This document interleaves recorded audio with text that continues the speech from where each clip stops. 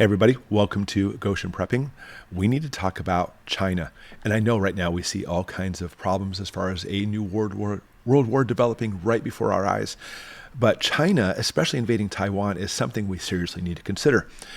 Ultimately speaking, you have to think about China as far as their economy goes. And what we've seen when it comes to world wars, it's not simply just which country invaded this one, which one did this one, although those things cause wars too. It's often the economy. And if the economy of a country goes into the toilet, which is happening in America too, suddenly now, hey, let's have a world war, which is going to spruce up our economy, now sending tons of making factories for ammunition, et cetera. Let's not even get into that. But China, we've always looked at it as being this big powerhouse as far as the economy goes. And often that's actually because of their Belt and Road Initiative. A long story short, they have this initiative to go across the world and spread their influence, buy and sell, feed their people, and go through technological innovations. Unfortunately, China's Belt and Road Initiative is running out of steam. A decade after the initiative started, the amount being invested in projects in Africa has dipped to its lowest level ever. And we're seeing the same thing in the United States too. And I'm not saying we should be doing this, but the United States for the past, 70 years, if not more, has been spreading their influence, spreading military, all these things around the world, and made it so the United States dollar was the currency, the reserve currency for the world. China, for the yuan, has actually been trying to make their currency go in that direction, especially with their Belt and Road Initiative. They want to have that new dominant role. But instead of them completely spreading their wings in locations, including the United States, by the way, they own a lot of property here, a lot of farms and stuff, we're starting to see their economy starting to dwindle, which in America we may say, that's great. But when it comes to all the turmoil and troubles in the world, it's not necessarily a good thing. And let me show you why. From East Asia Forum, has the Chinese economy hit the wall?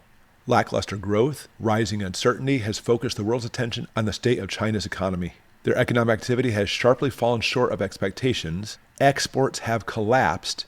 Consumption, production, investment have all slowed. And then we're looking at things hitting lows in August, September 2023, driven by worries about their economy. So much so, look at this, exclusive. As India frowns on paying for Russian oil with yuan, some payments are even held up. And think about this, economically speaking. As we see a new reserve currency possibly developing in the yuan, India, which is part of BRICS, is one of the core economic partners of China, is now saying, nope, I don't want any part of this. Very interesting. It's a very big blow to China. Okay, so what does that mean for us? Again, you would think that, well, you know what? That's going to keep the United States on a reserve currency higher. But remember, we're all attached. India, China, United States, all of us, our economies are so much attached to each other.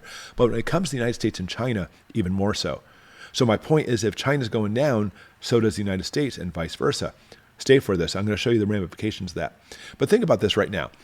One of the reasons China's struggling and having a problem with the economy is because they sell so much junk to the world, including to the United States. Let's be honest, we're filled with Chinese junk here in the United States. And because of the inflation we've had, and because of people's dollars are not stretching, people are now using any ounce of money they have going for food and not Chinese junk, China's economy is now struggling because this is one of the main reasons. So as the United States, their economy starts going down, China starts going down too. Again, world wars start because of economies doing this, but even more so because of Taiwan. This may be the catalyst that we'll be seeing soon that will launch them, including us, into the next world war that is coming. It's very clear now. I hope a lot of people see this because there's been a lot of naysayers saying, no, it won't. And now they're like, okay, we may be heading in this direction. That's like you've been saying. All right, but think of it this way. China does not want to bite the hand that feeds them. And one of the hands that feeds them is the United States. United States, we buy a lot of their stuff. In other words, we give them money, we feed them, take all this money because we can buy all this Chinese crap. And as our money's going down, well, China's in trouble.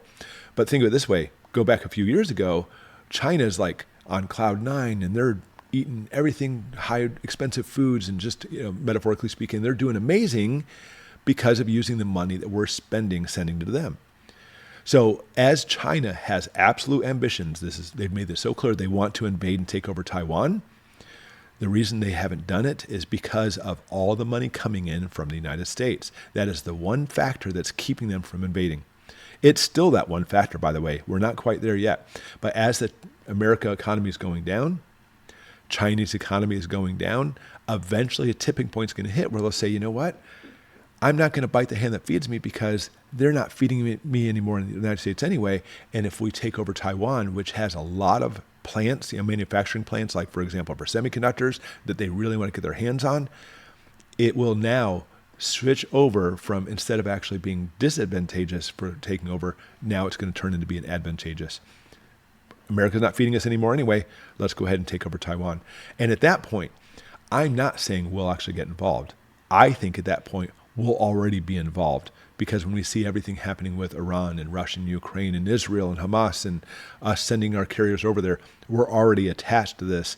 And therefore, what we're seeing is the stage being set in between two players. And China, simply just for the fact that they are attached to Russia and such, we will end up being at war with them too. But that catalyst will be invading Taiwan. No matter how much some of our administration right now says they don't want to invade or do anything against China if they invade Taiwan, I don't think we'll have any choice when that comes. So this world war we're seeing is literally coming right to our doorstep. And China invading Taiwan is another thing that's simply going to be a nail in the coffin when it comes to us being sent into this war. What do you think? Put it in the comments below. But dark times are ahead. And unfortunately, China invading Taiwan is in the forefront of all those dark spots that are ahead. Thanks for watching.